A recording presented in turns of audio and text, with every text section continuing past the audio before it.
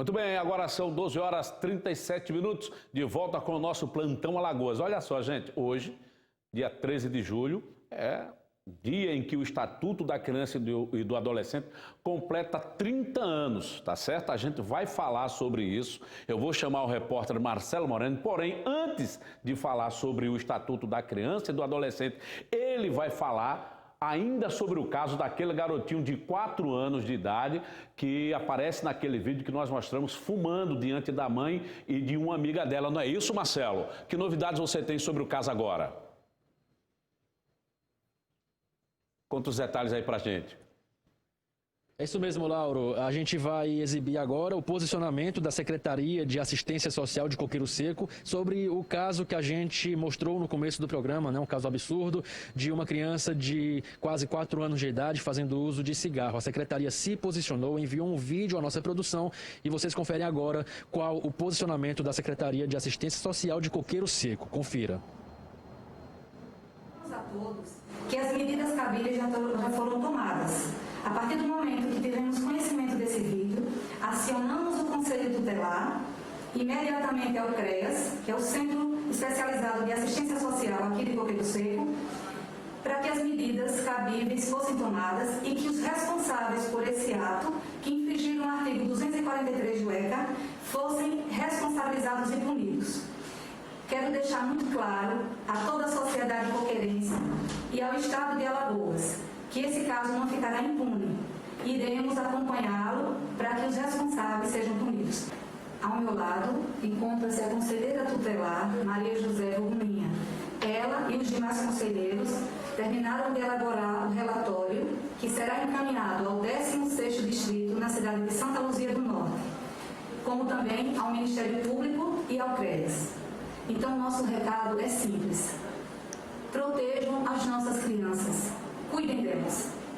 Bom, aí está as providências que a Secretaria de Assistência Social de Coqueiro Seco anunciou que vai tomar com relação a esse caso. E, coincidentemente, estamos noticiando isso nos 30 anos do Estatuto da Criança e do Adolescente, o ECA. Dispositivo esse que serve exatamente para proteger os direitos, garantir os direitos e também a dignidade de crianças e adolescentes. E esse caso, né, veio a calhar dentro de um contexto como esse. A gente vai repercutir agora os 30 anos do ECA com a juíza da 28ª Vara da Infância e da Juventude, doutora Fátima Pirauá. Doutora Fátima, boa tarde, obrigado por atender ao nosso convite. Vamos falar primeiro desses 30 anos do ECA, que realmente é uma série de conquistas a esse público tão importante e, ao mesmo tempo, tão vulnerável em certos contextos. Quais avanços tivemos aí ao longo de 3 décadas? Boa tarde. Boa tarde, Marcelo. Boa tarde, Laura. A todos que ouvem, né, que assistem a TV Ponta Verde. Tivemos avanços, sim. Essa é uma lei que realmente traz a criança e o adolescente como sujeito de direito. Essa lei ela é para todas as crianças e adolescentes, mas evidentemente que as crianças e adolescentes em situação de vulnerabilidade social, em situação de negligência, de risco, de desrespeito, de violação dos seus direitos, é aquela que mais precisa que essa lei seja aplicada. Então, existem os avanços, mas existe também ainda uma distância grande, né, entre o que diz a lei, a proteção integral, a prioridade absoluta, o melhor interesse da criança e do adolescente. Ainda está um pouco distante da realidade de muitas crianças e de muitos adolescentes, né, sobretudo aqueles que têm uma condição socioeconômica e de negligência familiar muito mais acentuada. Juíza, e o que falta para efetivar, então, o cumprimento do ECA a esse público mais vulnerável? Pois é. O ECA diz, que a Constituição já diz também, já dizia, que os 3 poderes, né, precisam dar essa prioridade à criança e adolescentes, né? O poder executivo, o poder legislativo e o poder judiciário. Nas suas 3 esferas, né? Na esfera da União, na esfera federal, na esfera estadual e na esfera municipal. Então, e também a família e a sociedade. Então, todos têm que cumprir o seu papel. É um dever legal, né? A lei prevê e determina, mas é também um dever moral, né, de todos nós, né? Seja órgão público, seja sociedade, seja família. E aí o que é que precisa? Políticas públicas para efetivamente proteger essas crianças e esses adolescentes. Para que as políticas públicas aconteçam, precisa-se de orçamento prioritários, também está previsto no ECA, o orçamento prioritário para a criança e adolescente. Verbas direcionadas às políticas que protejam as crianças e os adolescentes. Quando a senhora fala em verbas, ou melhor, em políticas públicas para proteger as crianças e adolescentes, envolve um trabalho também multidisciplinar, multissetorial, e que envolve outros atores, como, por exemplo, a família dessas crianças, né? Nós temos mostrado casos, acabei de repercutir um aqui, de uma criança em situação extremamente de negligência, fazendo uso de um cigarro, né? Não quero entrar no mérito da questão, mas são casos que vira e mexe, chega no judiciário. O que é que o ECA diz com relação a esses casos de negligência, doutora? A família também precisa ser orientada, estruturada. Os conselheiros tutelares têm esse papel, né? Os CREAs também acompanham essas famílias. O Estado tem que estar presente e a família precisa ser estruturada. E a sociedade precisa saber, e os comerciantes, que não é permitido fornecer bebida alcoólica, né? Nenhum tipo de droga, nenhum cigarro a criança e adolescente. A nenhum deles, não é proibido. É proibido ou vender, ou fornecer, ou dar, de jeito nenhum. Então, tudo isso é preciso que seja bastante divulgado, né, para que as pessoas tenham essa consciência, que é também dever da sociedade, proteger essas crianças e esses adolescentes. Doutora, só para encerrar, nosso tempo está curtinho, eu queria que a senhora passasse uma mensagem, então, para que a sociedade se conscientizasse, então, da importância do ECA e de também denunciar casos de violações contra esse público. Exatamente. Basta dizer o seguinte: criança e adolescente são seres em desenvolvimento, serão os futuros cidadãos e cidadãs, né, do nosso Estado, do nosso país. Cuidar de criança e de adolescente é cuidar da sociedade, é cuidar de todos nós, é cuidar do país, é cuidar do Estado. Um povo que não cuida das suas crianças e dos seus adolescentes não tem condição de ter uma sociedade justa, igualitária e solidária. Ok, doutora Fátima, muito obrigado pela sua participação, pela sua entrevista aqui no Plantão Alagoas. Lauro Lima, daqui a pouquinho a gente volta para repercutir mais sobre os 30 anos do ECA aqui no Plantão Alagoas. É com você. Combinado, Marcelo, obrigado. Se é devido à sociedade cuidar da sua criança, do seu adolescente, imagina da mãe, né? Imagina da mãe. 12h44, vem porque eu tenho mais uma dica para você. Presta atenção, você que mora aí no Benedito Bentes ou na região. Você sabia que pode contar com atendimento médico de qualidade e com um precinho ó, que você pode pagar? Não sabia? Pois fique sabendo que na Clínica Saúde Pop você faz a sua consulta e exames com o conforto e a qualidade que você merece e com preço justo. São diversas especialidades à sua disposição, hein? E atenção, isso é muito importante. Você, cliente Previda, conta com um desconto super especial. É isso mesmo que você ouviu. Clientes do Previda têm vantagens incríveis e exclusivas na Clínica Saúde Pop. Só mesmo uma clínica que está há 10 anos no coração do Benedito Mendes, cuidando da sua saúde e da sua família, pode oferecer tantos benefícios e cobrando tão pouco. Então para de se deslocar para outros bairros e entregar a sua saúde nas mãos de qualquer equipe. Procure agora mesmo a Clínica Saúde Pop e seja atendido pelos melhores médicos da região e com um preço que você pode pagar e com todos os cuidados relacionados ao novo coronavírus. Não deixe para amanhã não, ligue agora mesmo e agenda a sua consulta e exame, tudo com hora marcada para evitar aglomerações. Anota aí o número, hein? 3432-3661 ou preferindo, vai numa mensagem via WhatsApp 998356489. Clínica Saúde Pop, sinta-se bem, pagando bem pouco.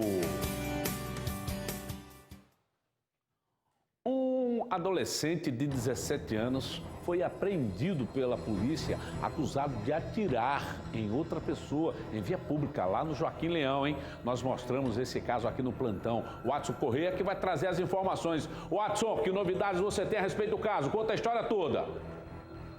Moradores continuam assustados, mas não é para menos. Neste vídeo gravado por um criminoso faz o lugar se tornar mais violento.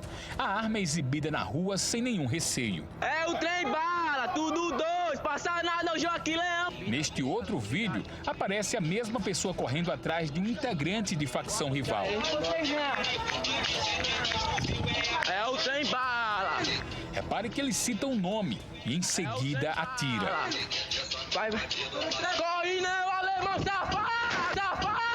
O vídeo é curto, mas foi importante para a polícia conseguir localizar o criminoso. A imagem precisou ser desfocada porque o acusado tem 17 anos de idade. Os outros comparsas confirmaram que foi ele, a mãe confirmou também, mas a arma não foi encontrada na residência, foi feita a abordagem, mas não foi encontrado e eles ficaram na delegacia. De acordo com os moradores que não quiseram gravar entrevista, é comum ocorrer troca de tiros entre facções rivais, aqui na Zona Sul de Maceió. A Polícia de Alagoas garantiu reforçar o efetivo nessa área considerada vermelha, por conta dos conflitos que sempre terminam em morte. A comunidade pode ficar despreocupada, que a segurança está sendo realizada com toda a força e, mais uma vez, eu solicito à comunidade, se observar alguma situação semelhante ou alguma coisa desse tipo, que ligue para o 81, que é de extrema importância essa ligação. Corre não, alemão safado! Que situação, hein? São 12 horas e 47 minutos, hora de uma dica. Tenho mais uma dica para você, presta bem atenção. Olha, gente, o supermercado Roda Viva, localizado lá no conjunto Graciliano Ramos, conta com uma infraestrutura completa, hein, para recebê-los nas compras. Além de diversos departamentos com tudo o que você precisa, você também vai encontrar uma casa lotérica, Bradesco Expresso, farmácia, banco 24 horas, padaria e para as compras feitas na loja, conte com o serviço de entrega grátis na região. Aí você tem que consultar o valor mínimo. Precisou fazer a sua feira, pagar as contas, sacar dinheiro, comprar medicação, bolacha, pãozinho e o bolo do dia? Corre para o supermercado Roda Viva, que lá você encontra tudo e muito mais. Lembrando o seguinte, a cada R$50 em compras, você ganha um cupom e concorre a um carro zerinho no fim do ano. Utilize o seu cartão de débito virtual, o FGTS, que está sendo liberado no aplicativo Caixa Tem. E se preferir fazer as suas compras sem sair de casa, peça pelo iFood. Supermercado Roda Viva, fazendo mais por você. São 12 horas e 49 minutos. Uma paradinha bem rápida, eu volto já. Muito bem, de volta com o nosso Plantão Alagoas e vou voltar a falar com o repórter Marcelo Moreno, que continua falando sobre os 30 anos do Estatuto da Criança e do Adolescente. Marcelo.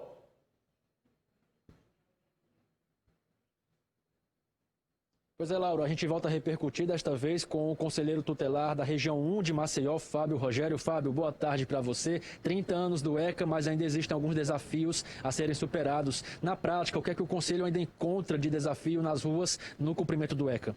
Boa tarde, Lauro. Boa tarde a todos. 30 anos do Estatuto da Criança e do Adolescente. O grande desafio começa pelo cumprimento da lei. E nós temos o Ministério Público e o Juizado da Infância como um grande parceiro para que essa lei possa ser colocada em prática.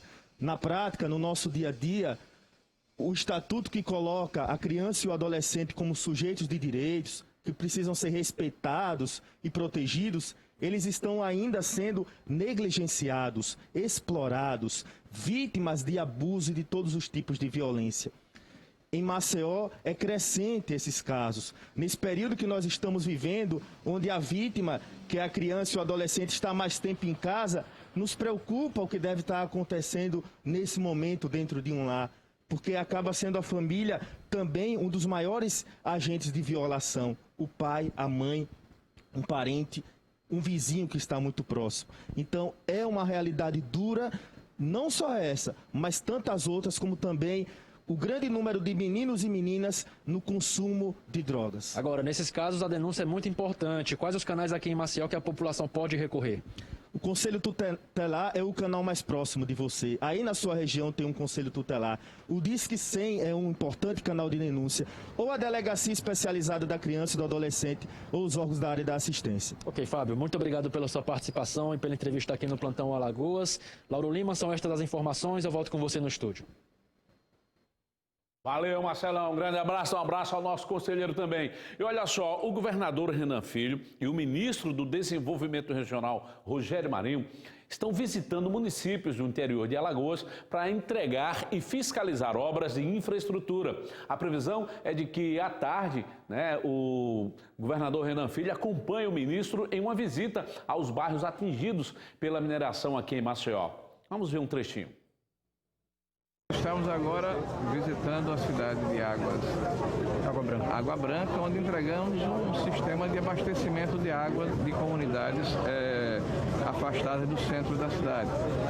Vamos agora a Campo Alegre, visitarmos aquele município e entregarmos também dessalinizadores. Tem regiões do cristalino, onde a água que é capturada do subsolo, ela tem um grau de salubridade muito grande, não é possível o seu consumo humano, então o governo entrega um kit para tratar essa água e permitir que a população possa se servir dela e também erradicar o carro-pipa, que é a nossa expectativa, a nossa ideia e o nosso propósito. O senhor cumprir a agenda aqui no Sertão e também em Maceió, deverá visitar os bairros que estão lá com afundamento, Pinheiro, Bebedouro.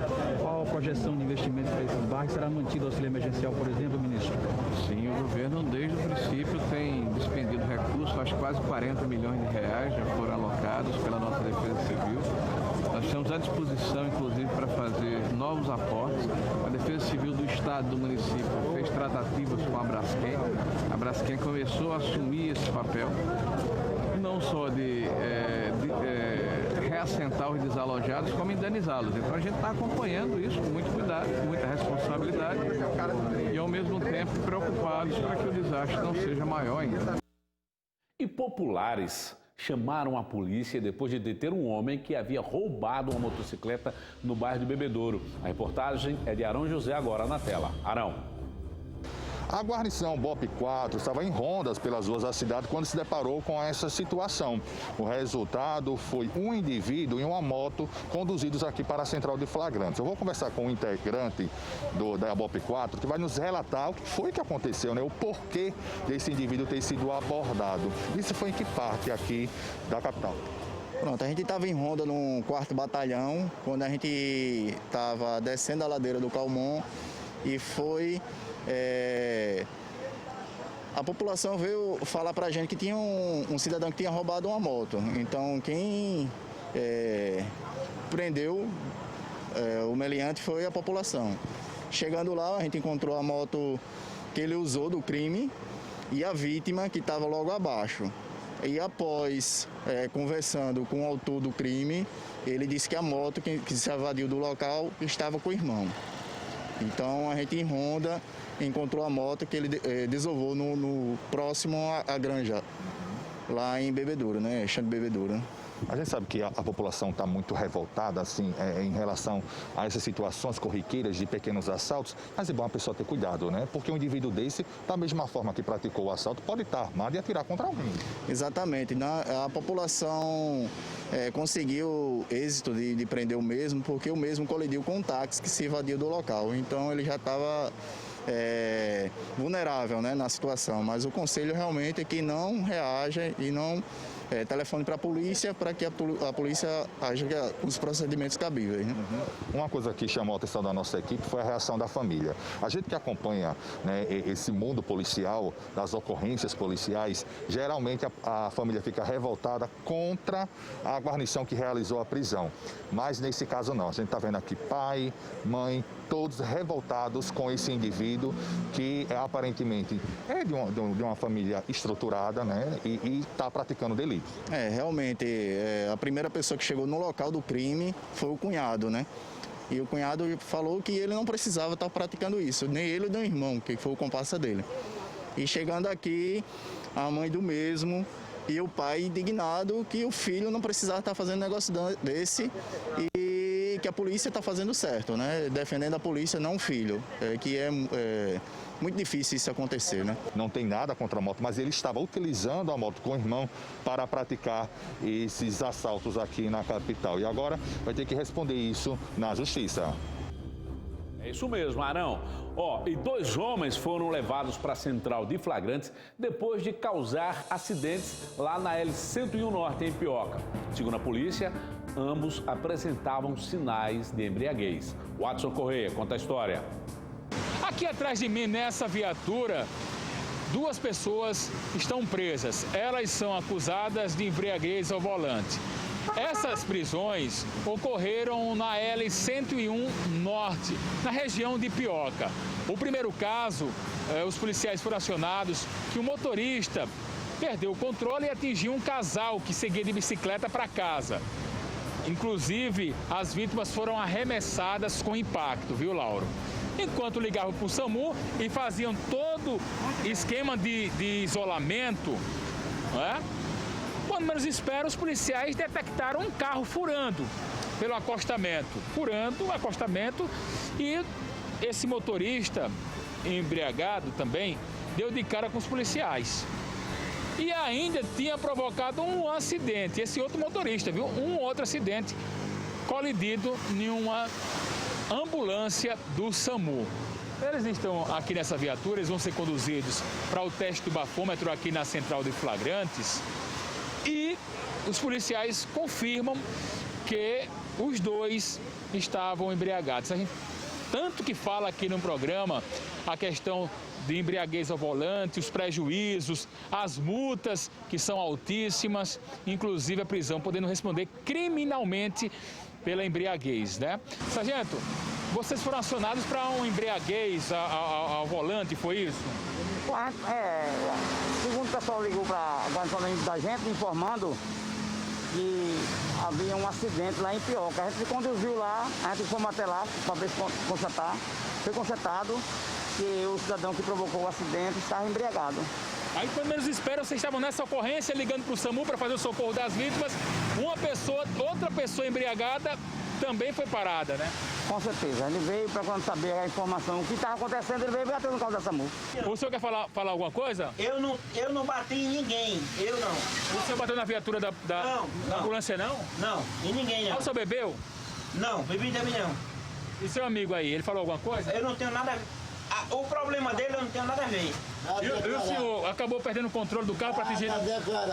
Bom, tá aí. Os dois vão conversar com o delegado, vão se explicar e o teste de alcoolemia é que vai realmente trazer toda a prova cabível se estaria embriagado ou não. Verdade, Watson. E olha, o Ministério Público do Trabalho está fiscalizando as condições de atendimento e funcionamento das unidades de saúde de Maceió. O procurador Tiago Cavalcante gravou um vídeo com alguns resultados dessa ação. Vamos acompanhar na tela. Foram inspecionados os hospitais estaduais Elvio Alto e Portugal Ramalho e as unidades municipais de saúde Arthur Ramos e o PAN Salgadinho. Sem dúvidas, as irregularidades mais graves e mais contundentes foram encontradas nos hospitais Elvio Alto e, especialmente, no Portugal Ramalho. Apesar da fiscalização ela ter tido por objetivo maior verificar a questão da pandemia e a neutralização do contágio, no hospital psiquiátrico as irregularidades elas, foram constatadas e vão muito além da questão do coronavírus.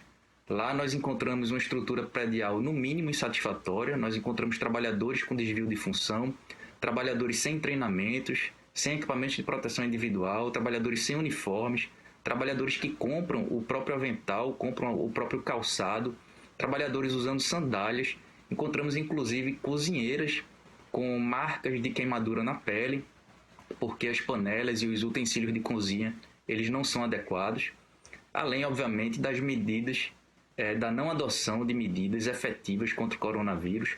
O hospital ainda não publicou sequer um plano de contingência para a questão específica do coronavírus. São irregularidades de fato muito graves, muito contundentes, que demandarão certamente medidas rígidas por parte do Ministério Público do Trabalho. Com relação às unidades municipais, também foram encontradas irregularidades bastante contundentes e que atingem aí um número relativamente elevado de trabalhadores, de modo que o Ministério Público do Trabalho também vai exigir a adoção de medidas imediatas para a correção dessas irregularidades. Olha, e o circuito de segurança externa de um estabelecimento flagrou um assalto na tarde deste domingo, ali na rua Maurício de Melo e Mota, no Santos Dumont. As imagens mostram o momento em que o assaltante passa numa moto, ó, essa moto de cor vermelha, faz ali o retorno, né, para abordar a vítima, o rapaz já com a arma em mão.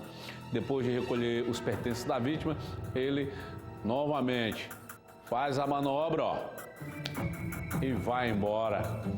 Nós entramos em contato com o batalhão de guarda da Polícia Militar, que é responsável pela área, e fomos informados de que eles já estão trabalhando para identificar e prender esse ladrão. Quem tiver informações que possam ajudar a polícia deve ligar para o Disque Denúncia através do 181. Vamos ajudar, portanto, a polícia a botar na cadeia esse ladrão. E assim a gente encerra o nosso Plantão Alagoas de hoje. A gente volta a se encontrar amanhã, hein? Tchau, tchau. Eu espero te ver com saúde.